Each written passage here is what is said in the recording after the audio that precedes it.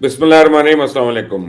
اسرائیل اور غزہ تنازع کے حوالے سے بڑی اہم اور تشویشناک خبر ہے، اور اس تنازع نے ایک ایسی صورتحال کو جنم دیا ہے جس سے باہر نکلنا تو تقریباً ناممکن ہے۔ غزہ کے اندر سے کچھ ایسی اطلاعات موصول ہوئی ہیں کہ ترک نوجوان غزہ میں لڑے،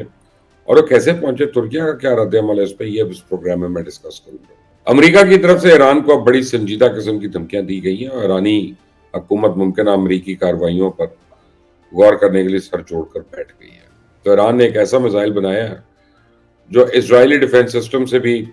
انٹرسپٹ نہیں ہو سکتا۔ ہم دیکھ رہے ہیں کہ ایران کی کارروائیاں جو ہیں وہ ہر گزرتے دن یا ہر گزرتے لمحے کے ساتھ بڑھتی جا رہی ہیں۔ یہ میزائل اسرائیل کو کس طرح تنگ کرے گا اس پہ بھی بات کروں گا، لیکن اسرائیل کو موجودہ تنازع کی بڑی بھاری قیمت ادا کرنی پڑ رہی ہے۔ حزب اللہ کی حالیہ کارروائی کے بعد اسرائیل کے اندر صف ماتم بچھی ہوئی اور فوجی اڈے کے مناظر نے اسرائیل کو ہلا دیا۔ حماس کا سربراہ اسماعیل نے اسرائیل کے ساتھ امن معاہدے کے حوالے سے اہم بیان جاری کیا، اور یہ بیان نہایت اہمیت کا حامل ہے۔ اب ظاہر ایسے بیان کی توقع نہیں کی جا رہی تھی۔ اس سے پہلے کہ اگر اس بات کو آگے بڑھائیں، آپ نے اگر ابھی تک اس چینل کو سبسکرائب نہیں کیا تو پلیز کر لیں، بیل آئیکن کو پریس کر لیں، اور اس ویڈیو کو دوستوں سے شیئر کرنا مت بھولیے گا۔ بات یہ ہے کہ ایران نے ایک ایسا میزائل بنایا ہے جو اسرائیلی ڈیفنس سسٹم سے انٹرسپٹ نہیں ہو سکتا۔ ہم دیکھ رہے ہیں کہ امریکی دھمکیوں کے باوجود ایران کی کارروائیاں ہر گزرتے دن یا گزرتے لمحے کے ساتھ بڑھتی جا رہی ہیں۔ یہ میزائل اسرائیل کے لیے کیا مشکلات پیدا کرنے والا ہے، اس بارے میں آپ کو بتاؤں گا۔ فتح ہائپر سونک نامی یہ میزائل دنیا کا جدید ترین اور تیز رفتار میزائل ہے، جسے اسرائیلی ڈیفنس سسٹم آئرن ڈوم کے سامنے رکھ کے بنایا گیا، کیونکہ آج تک اسرائیل کے اوپر جتنے بھی میزائل یا راکٹس داغے گئے ہیں ان میں سے تقریباً 90% جو ہیں ان کو اسرائیل ڈیفنس سسٹم جو ہے وہ ناکام بنا دیتا ہے۔ اور جن میزائل یا راکٹس کو آئرن ڈوم نے نشانہ نہیں بنایا ان میں اکثریت کا رخ اسرائیل کے ویران علاقوں کی طرف ہوتا ہے۔ چونکہ آئرن ڈوم میں استعمال ہونے والے بیٹریز اور میزائل کی مالیت لاکھوں امریکن ڈالرز ہوتی ہے، لہٰذا اس سے پیدا ہونے والے معاشی دباؤ جو ہے اس کو کم کرنے کے لیے اسے اسرائیل کے ویران علاقوں میں استعمال نہیں کیا جاتا۔ تو اگر اس ساری صورتحال کو دیکھیں تو معلوم ہوتا ہے کہ مزامری تنظیمیں آج تک اسرائیل کے آبادی والے علاقوں میں آج تک کسی بڑی کارروائی میں تو ناکام رہی، کیونکہ آئرن ڈوم نے زیادہ تر حملے ناکام بنا دیے۔ اب 7 اکتوبر کو ہونے والی کارروائی میں فلسطینی تنظیموں کی جانب سے ایک ہی وقت میں ہزاروں راکٹس فائر ہوئے، اور یہ اسرائیلی امیدوں کے برعکس تھا۔ آئرن ڈوم جو ہے اس کے اندر تب اتنے زیادہ راکٹس کو ایک ساتھ روکنے کے لیے بیٹریز اور میزائلز نصب نہیں کیے ہوئے تھے، لیکن اس واقعے کے فوراً بعد اسرائیل نے امریکہ کی مدد سے آئرن ڈوم کو مزید اپ گریڈ کیا، جس بعد اسرائیلی آبادی کو ممکنہ راکٹ حملوں سے محفوظ کر لیا گیا۔ لیکن یہ آئرن ڈوم ڈیفنس سسٹم جو ہے ایران اور اس کے حمایت یافتہ عسکری تنظیموں کے لیے ایک بڑا چیلنج تھا، جس سے نمٹنے کے لیے کافی عرصے سے کام جاری ہے۔ اب ایران نے اسرائیلی ڈیفنس سسٹم کا توڑ کرنے کے لیے فتح 2 نامی hyper sonic missile system launch کیا، جس کی رفتار فی سیکنڈ 5.1 کلومیٹر ہے، اور اتنی تیز رفتار کا حامل یہ ایک منفرد میزائل ہے۔ اس میزائل سے ایران دو طرح کے اہداف حاصل کر سکتا ہے۔ ایک تو ایران اسرائیل سمیت مشرق وسطیٰ میں موجود امریکن فوجی اڈوں کو بھی تیز رفتاری سے نشانہ بنا سکتا ہے،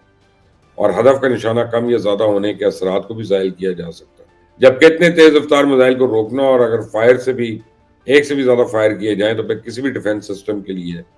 بہت ہی مشکل ہو جائے گا اس کو روکنا، اور اس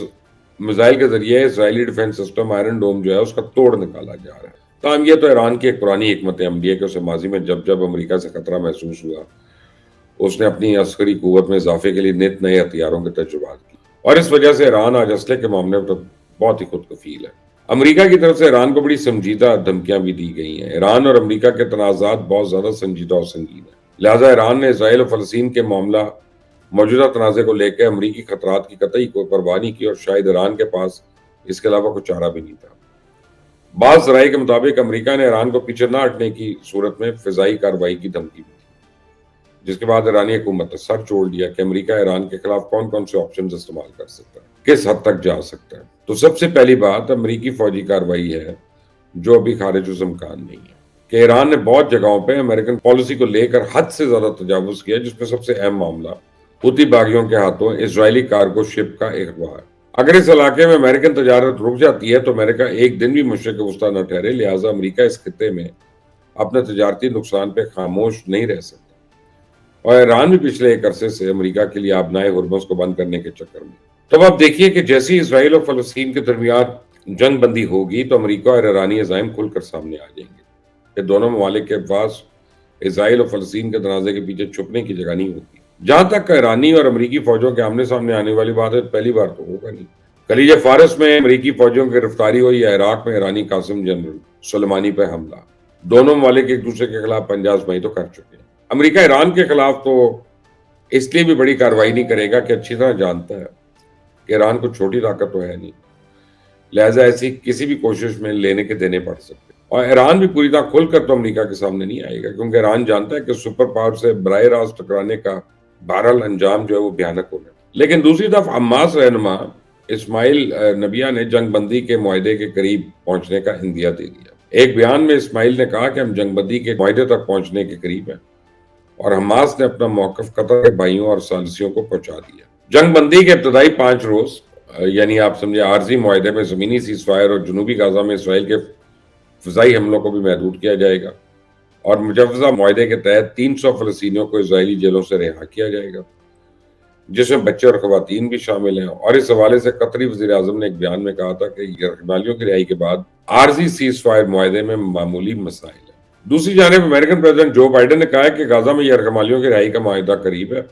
اور ترجمان وائٹ ہاؤس جان کربی کے مطابق مذاکرات آج آخری مرحلے میں، اور جان کربی کہتے ہیں کہ ہم پر امید ہیں، تاہم ان تفصیلات بتانے سے انکار کر دیا۔ امریکن وزیر خارجہ نے کہا کہ جنگ کے اختتام کے بعد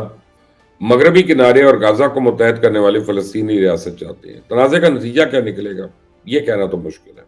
بہرحال غزہ کی موجودہ تشویشناک صورتحال دیکھتے ہوئے فوری اور مضبوط امن معاہدے کی ضرورت ہے، لیکن بدقسمتی سے اگر ماضی میں دیکھا جائے تو حماس اور اسرائیل کے درمیان کوئی بھی امن معاہدہ یا سیز فائر دیر پا نہیں ہو سکا۔ اس کا الزام دونوں طرف سے لگتا رہا۔ اگر ہم یہ کہیں کہ پوری دنیا کا مسئلہ یا امن مسئلہ فلسطین کے ساتھ جڑا ہوا ہے تو یہ بالکل غلط نہیں ہے، کیونکہ جس طرح سے اب ترک نوجوانوں کی غزہ میں لڑنے کی اطلاعات آ رہی ہے تو کیا بعید ہے کہ یہ تنازع عالمگیر شکل اختیار کر چکے ہیں، جبکہ دوسری طرف حزب اللہ کی طرف سے تابڑ توڑ کارروائیاں ہو رہی ہیں۔ تو حزب اللہ نے اس دفعہ ذرا حکمت عملی بدلی ہے، وہ بیان تو بظاہر نرم دے رہے ہیں لیکن کارروائیاں شدید اور سخت کر رہے ہیں۔ ابھی حالیہ کارروائی کے دوران اسرائیل کی پوری فوجی بیس کو ہی اڑا دیا گیا، اور پچھلے مسلسل 1 ہفتے سے اسرائیل کی فوج حزب اللہ کی طرف سے کی جانے والی کارروائیوں کو روکنے میں ٹوٹل ناکام رہی ہے۔ اس کے کئی اسباب ہو سکتے ہیں، کیونکہ فلسطینی گروپ اس وقت تو بہت طاقتور ہو چکے ہیں، جبکہ یمنی باغی